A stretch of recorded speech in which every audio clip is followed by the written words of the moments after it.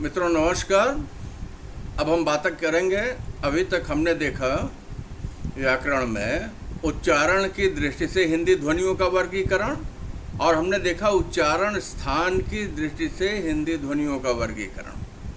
क्योंकि ये वाक अवयव है, उच्चारण यंत्र है, तो कैसे किस जगह से कौन सी ध्वनि उत्पन्न होती है। आज का जो हमारा विषय है, कारक और विभक्तियों का परिचय दीजिए। प्रश्न बनता है कारक और विभक्तियों का उदाहरण के साथ परिचय दीजिए। तो देखिए, जो कारक क्या है, हमारे सामने जो है एक बड़ा प्रश्न यही है कि कारक क्या है। अगर हम जान लें तो हमारी बहुत सी समस्या का समाधान हो जाएगा। तो क्रिया के साथ संज्ञा के अन्वय संबंध को कारक कहते हैं। ध्यान दीजिएगा, क्रिया के साथ संज्ञा के अन्वय संबंध को कारक कहते हैं। हिंदी में 8 कारक होते हैं: कर्ता, कर्म, करण, संप्रदान, अपादान, संबंध, अधिकरण, संबोधन। कर्ता, कर्म, करण, संप्रदान, अपादान, संबंध, अधिकरण, संबोधन। ये क्या हो गए? ये 8 कारक हो गए। ये जो 8 कारक हैं, तो इन 8 कारक के इनकी विभक्ति चिन्ह है। ठीक है, तो कर्ता का विभक्ति चिन्ह है कर्ता का ने, कर्म का को, करण से, संप्रदान को के लिए, अपादान से अलग होने के अर्थ में, क्योंकि हमने देखा कि करण कारक में से है और यहाँ अपादान में से है, तो अपादान का से जो है वो अलग होने के अर्थ में। जैसे पेड़ से पत्ते गिरे, पेड़ से क्या हुआ? पत्ता जो है अलग हुआ। ठीक है, कर्ता ने कर्म को करण से, संप्रदान के लिए, अपादान से अलग होने के अर्थ में, जिसकी अभी चर्चा की। संबंध का के की, अधिकरण में पै पर, संबोधन हे हरे भो। ठीक है, तो यहाँ जो है, जैसा कि आपसे चर्चा करने के दौरान मैंने कहा कि प्रश्न बनता है कारक और विभक्तियों का उदाहरण के साथ परिचय दीजिए। तो अब हम एक उदाहरण ले लेते हैं। अब वो उदाहरण हमें जो बराबर आगे काम देगा। उदाहरण सुनिए। प्रतीक ने प्रभात को प्रेम से पढ़ने के लिए घर से जाकर सुनील की सहायता से कॉलेज भेजा। ठीक है, तो यहाँ देख लीजिए, कर्ता कारक का चिन्ह ने है। क्या है? कर्ता कारक की विभक्ति ने है। तो कर्ता ने, तो संज्ञा क्या? प्रतीक ने। कर्ता का चिन्ह ने है तो प्रतीक ने। कर्म का चिन्ह को है तो प्रभात को। करण का चिन्ह से है तो प्रेम से। संप्रदान का चिन्ह को के लिए है, पढ़ने के लिए। अपादान का चिन्ह से है विभक्ति, तो घर से जाकर। संबंध का काके की है तो सुनील की सहायता से। अधिकरण का में पै पर है तो कॉलेज भेजा। ठीक है, संबोधन का जय हे हरे है तो हे भाई। तो यहाँ हमने देखा कि कर्ता जो कारक है और कारक की विभक्ति चिन्ह है। ऐसी स्थिति में कारक के साथ विभक्ति चिन्ह, जैसे प्रतीक के साथ ने है, कर्ता कारक का चिन्ह।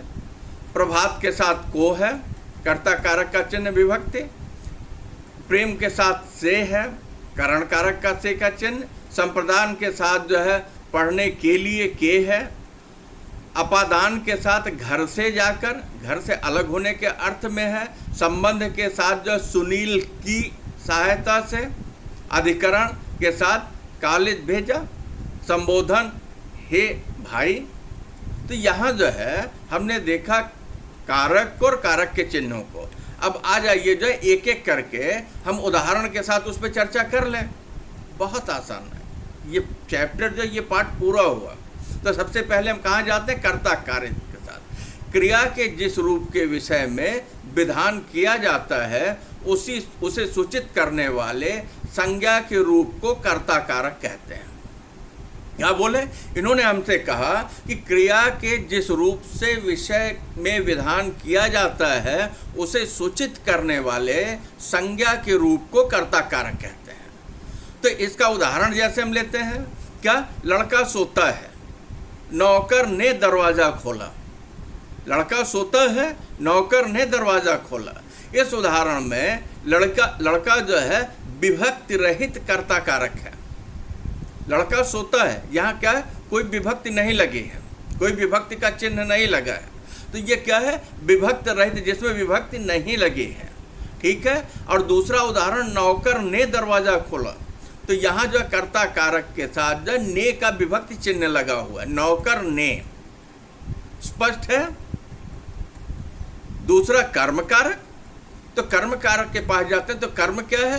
कहते हैं जिस वस्तु पर क्रिया के कार्य या फल का प्रभाव पड़ता है उसे सूचित करने वाले संज्ञा के रूपों को कर्म कारक कहते हैं। बहुत ही आसान है। क्या बोले? जिस वस्तु पर क्रिया के कार्य, व्यापार या फल का प्रभाव पड़ता है उसे सूचित करने वाले संज्ञा के रूप को कर्म कहते हैं। अब जैसे उदाहरण ले लेते हैं, लड़का पुस्तक पढ़ता है। लड़का पुस्तक पढ़ता है। और एक दूसरा उदाहरण यही ले लें, माली ने नौकर को बुलाया। माली ने नौकर को बुलाया। तो यहाँ जो है जब हम लेते हैं तो देख लीजिए, लड़का पुस्तक पढ़ता है, तो इसमें पुस्तक और नौकर को, ये क्या? ये कर्म कारक है, क्योंकि कर्ता के कार्य का जो फल है, कर्ता के कार्य का जो प्रभाव है, कर्ता के कार्य का जो असर है, वो यहाँ जो सूचित हो रहा है। हमें जो है ये बहुत स्पष्ट हो जा रहा है पुस्तक से और नौकर को। तो कर्म कारक की को विभक्ति यहाँ जो नौकर को के साथ लगे है। स्पष्ट है? जिस वस्तु पर क्रिया के कार्य, व्यापार या फल का प्रभाव पड़ता है उसे सूचित करने वाले संज्ञा के रूप को कर्म कारक कहते हैं। लड़का पुस्तक पढ़ता है, माली ने नौकर को बुलाया, तो यहाँ पुस्तक और नौकर को जो है ये कर्म कारक है। स्पष्ट है? ठीक है। फिर अगला मुद्दा हमारा होता है कर्ता कर्म क्या? करण। तो जो है हम करण कारक के पास जाते हैं, तो करण कारक क्या है? तो करण कारक संज्ञा के उस रूप को कहते हैं जिसमें क्रिया के साधन का बोध होता है। करण क्या? करने वाला। यार एकदम सीधा सीधा है, जरा सा भी कुछ उलझाऊ नहीं है, पूरा का पूरा पाठ जो है। तो करण कारक जो है, करण कारक संज्ञा के उस रूप को कहते हैं जिसमें क्रिया के साधन का बोध होता है। जैसे सिपाही चोर को रस्सी से बांधता है। ध्यान दीजिएगा उदाहरण पे, सिपाही चोर को रस्सी से बांधता है। करण का चिन्ह क्या है? से है। ठीक है। रस्सी से। मनुष्य आंखों से देखता है और कानों से सुनता है। मनुष्य आंखों से देखता है और कानों से सुनता है। तो ऊपर हमने देखा सिपाही चोर को रस्सी से, ये क्या है? रस्सी से, ये करण कारक है।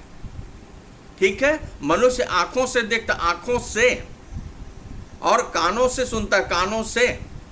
तो यहां जो आप देख लीजिए, रस्सी से, आंखों से, कानों से क्रिया के साधन का बोध हो रहा है। क्रिया जो हुई है उसी से हुई है, इसलिए ये करण कारक है।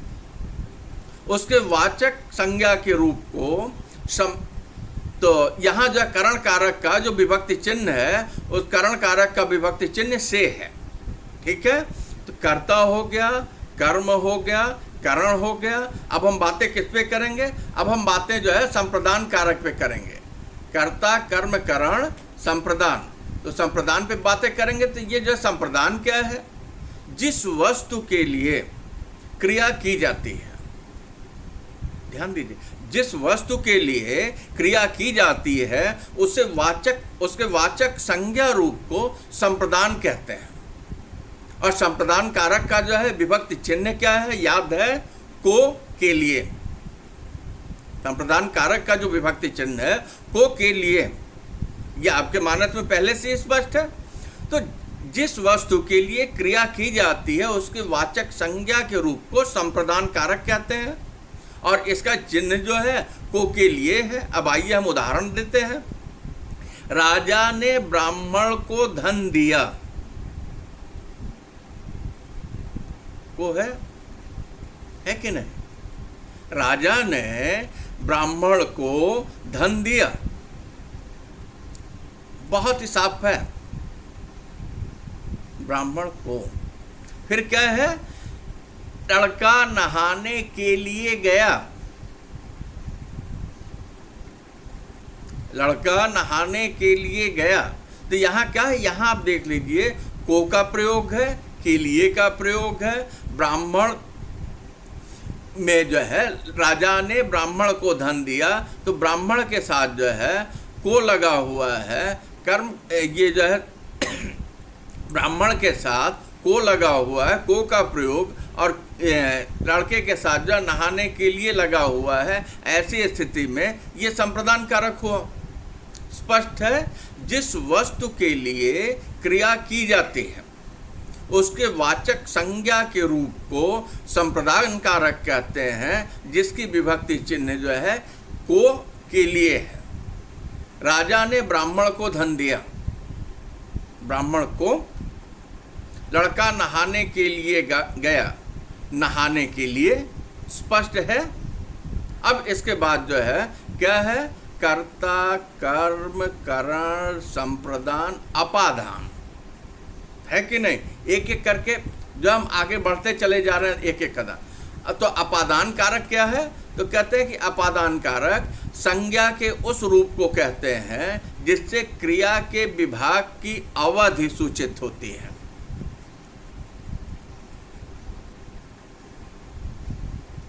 संप्रदान कारक, अपादान कारक क्या है? अपादान कारक संज्ञा के उस रूप को कहते हैं जिसमें क्रिया के विभाग की अवधि सूचित होती है। अलग होने के अर्थ में से लगता है पेड़ से फल गिरा, पेड़ से फल गिरा, या पेड़ से पत्ते गिरते हैं। गंगा हिमालय से निकलती है। जो अलग होने के अर्थ में कह रहे थे, पत्ता वहाँ से गिरा या पेड़ से फल गिरा, गंगा जो हिमालय से निकली, बाहर चली गई, अलग हो गई जो है। तो यहाँ पेड़ से और हिमालय से अलग होने के अर्थ में प्रयुक्त हुआ है। करण कारक की विभक्ति से है और अपादान कारक की विभक्ति भी से है, किंतु दोनों में अंतर है। कर्म कारक का से साधन के लिए प्रयोग होता है और अपादान कारक का से अलग होने के अर्थ में सूचित होता है। बहुत ही अच्छा प्रश्न है, बहुत तकनीकी प्रश्न है और बहुत ही अच्छा है। प्राय इसको पूछा जाता है और वहाँ जो है हम करते क्या हैं कि गुमराह हो जाता है। तो अपादान कारक का से किसके लिए है? अलग होने के लिए है। इस अर्थ को अगर जरा समझ लें कि अलग होने के अर्थ में इसका प्रयोग होता है, तो बहुत ही अच्छी तरीके से एक ऐसे प्रश्न को जो कि जाकर के बार बार हमें उलझाता है कारक चिन्हों में, शायद हमारी बड़ी समस्या का समाधान हो जाए। अब इसके बाद जो क्या? संबंध कारक। संज्ञा के जिस रूप से किसी वाच्य वस्तु का संबंध किसी दूसरी से होता है उस रूप को संबंध कारक कहते हैं। अरे यार, एकदम सीधा सीधा है ना, एक का दूसरे से जुड़ना, यही तो संबंध है ना। तो यहाँ वही बात जो है इसमें भी कह रहे क्या? संज्ञा के जिस रूप से किसी वाच्य वस्तु का संबंध किसी दूसरी वस्तु से होता है उस रूप को संबंध कारक कहते हैं। और संबंध कारक का चिन्ह जो का, की, के, चिन्ह क्या? वही विभक्ति चिन्ह। जब भी मैं कह रहा हूं चिन्ह तो विभक्ति चिन्ह अपने दिमाग में, मतलब इसको स्थिर रखिए, जरा सी भी असुविधा नहीं होगी, किसी भी तरीके का कोई कंफ्यूजन नहीं होगा, भ्रम की स्थिति जरा भी नहीं रहेगी। ठीक है? तो यहाँ आपसे क्या बोले संबंध कारक। तो संबंध कारक की जब चर्चा चलती है, संज्ञा के जिस रूप से किसी वाच्य वस्तु का संबंध किसी दूसरी वस्तु से होता है, उस रूप को संबंध कारक कहते हैं। राजा का महल, रानी की गुड़िया, पत्थर के टुकड़े। राजा का, रानी की, पत्थर के, है कि नहीं? महल का संबंध किससे? राजा से है। गुड़िया का संबंध किससे है? रानी से है। टुकड़े का संबंध किससे? पत्थर से। तो यहाँ का, की, के विभक्तियाँ एक संज्ञा से दूसरी वस्तु का संबंध जोड़ने का काम कर रही हैं। संबंध कारक में लिंग और वचन के अनुसार का, की, के विभक्ति का प्रयोग होता है। ठीक है, 3 चिन्ह। तो यहाँ जब आपसे बात हो रही तो राजा का महल, रानी की गुड़िया, पत्थर के टुकड़े। राजा का महल जो है, राजा में क्या पुल्लिंग है, रानी में क्या है? स्त्रीलिंग है। तो जब पुल्लिंग है, ऐसी स्थिति में का प्रयोग किसके साथ होगा? पुल्लिंग के साथ होगा। की का प्रयोग किसके साथ होगा? स्त्रीलिंग के साथ होगा। स्पष्ट है? राजा का महल, रानी की गुड़िया, पत्थर के टुकड़े। ठीक है, तो यहाँ आपसे बात हुई कि एक संज्ञा से दूसरी वस्तु के जोड़ने का काम कर रही है। संज्ञा संबंध में लिंग, वचन और कारक के अनुसार का, की, के विभक्तियां प्रयोग की जाती हैं। ठीक है, संबंध के बाद जो हमारे सामने आता है अधिकरण कारक, 7वां है, कर्ता ने कर्म को। तो यहाँ अधिकरण कारक आता है। संज्ञा का वह रूप जिसमें क्रिया का आधार सूचित होता है। अधिकरण कारक कौन सा है? संज्ञा का वह रूप जिसमें क्रिया का आधार सूचित होता हो या बोध हो, उसे अधिकरण कारक कहते हैं। मतलब जो क्रिया हो रही है उसका आधार क्या है, उसे अधिकरण कारक कहते हैं। जैसे सिंह वन में रहता है, सिंह क्या है? संज्ञा है। मेज पर पुस्तक रखी है। ठीक है, तो यहाँ आपसे जो बात की जा रही है, संज्ञा का वह रूप जिससे क्रिया का आधार सूचित होता है या बोध हो, उसे हम अधिकरण कारक कहते हैं। सिंह वन में रहता है, मेज पर पुस्तक रखी है, तो यहाँ वन में, मेज पर क्रिया के आधार हैं, मैं और पर अधिकरण कारक की विभक्ति चिन्ह लगे हैं। ठीक है, वन में, मेज पर। स्पष्ट है? स्पष्ट है 7 कारक। अब हम जो है संबोधन कारक की बात करेंगे। संज्ञा के जिस रूप से किसी को बुलाना, पुकारना सूचित होता हो, उसे संबोधन कारक कहते हैं। संबोधन, संबोधित करना। जब हम किसी को बुलाते हैं या जब हम किसी को पुकारते हैं, तो यहाँ वही बात करें, संज्ञा के जिस रूप से किसी को बुलाना या पुकारना सूचित हो, उसे संबोधन कारक कहते हैं। हे ईश्वर, मुझे क्षमा कीजिए। हे ईश्वर, मुझे क्षमा कीजिए। हमने क्या किया? हमने जो ईश्वर को बुलाया, हे ईश्वर मुझे क्षमा कीजिए। फिर क्या हमने अगला दिया? अरे बालक इधर आओ, बेटा इधर आना, है कि नहीं? आजकल कहाँ हो बेटा? तो यहाँ आप देख लीजिए, हे ईश्वर मुझे क्षमा कीजिए या अरे बालक इधर आओ, आजकल कहाँ हो बेटा। तो यहाँ जब हम देखें हे, अरे, आजकल, ये क्या? ये संबोधन है। ये जब भी आता है इससे स्पष्ट होता है कि किसी को पुकारा गया है। हे ईश्वर मुझे क्षमा कीजिए, ईश्वर को पुकारा गया। अरे बालक इधर आओ, बालक को जब बुलाया गया। आजकल कहाँ हो बेटा, यहाँ जो बालक से जो सवाल किया गया, पुकारा गया। स्पष्ट है? इस तरीके से हिंदी में 8 कारक हैं और 8 कारकों की 8 विभक्ति चिन्ह है। कर्ता ने कर्म को करण से, संप्रदान को के लिए, अपादान से अलग होने के अर्थ में, संबंध का के की, अधिकरण में पै पर, संबोधन हे हरे भो। मतलब ये 8 कारक हैं और 8 कारक की ये विभक्ति चिन्ह हैं। हम जो है इन्हें याद कर लें, फिर किसी तरीके की कोई भी समस्या नहीं आएगी। आपको अपने पाठ के दौरान किसी भी तरीके की असुविधा होती है तो आप मेरे व्हाट्सएप नंबर पर जो है हमसे सवाल कर सकते हैं। डॉक्टर उमेश चंद्र शुक्ल, अध्यक्ष हिंदी विभाग, महर्षि दयानंद कॉलेज, परेल, मुंबई। मेरा मोबाइल नंबर है 9324554008। एक बार फिर से मोबाइल नंबर 9324554008। हार्दिक धन्यवाद।